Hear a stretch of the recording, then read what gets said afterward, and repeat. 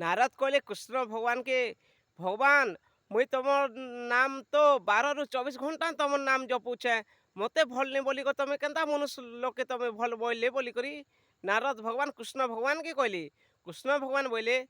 नारद तुम्हें 10 सात धुरिया जो आ तुमके काची गुटी न तेल दिया होचे फुल करी आर मन तुम्हें मोर पाके आसबा बोली ये नारद 10 सात गला आर तापरे कृष्ण भगवान पाके आसला कृष्ण भगवान पचराले नारद तमे केते थर मोर नाम जपी पारल बोली का करब महाप्रभु आज्ञा मुई तुम नाम आर केते बोल जपीछे कह तो मुई तो काजी कोनी दी तुम तेल टिप टिपा कर दे दीछ जे तो आसने पड़वा बोली कर भावी चिंती करी मते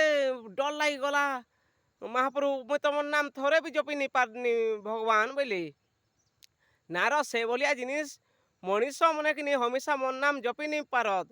से लोग कि नहीं हल चोरे जीवे केन गाय चोरे जीवा केन छेल चोरे जीवा केन स्कूल जीवा केन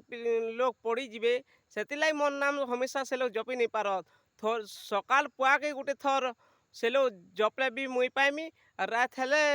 शुइला बोल के भी जपले थोड़े मुई पाइमी आरो कि नहीं मते अहर मते नहीं जपु थन बोली कर मुई कहनी आरो आप मोर भाई मने हेतिलाई भगवान के कि नहीं हमेशा डाकबार नहीं न थोड़े डाकले भगवान ऑटोमेटिक पाएबा आर परीक्षा भी भगवान मनुष्य के करसत है।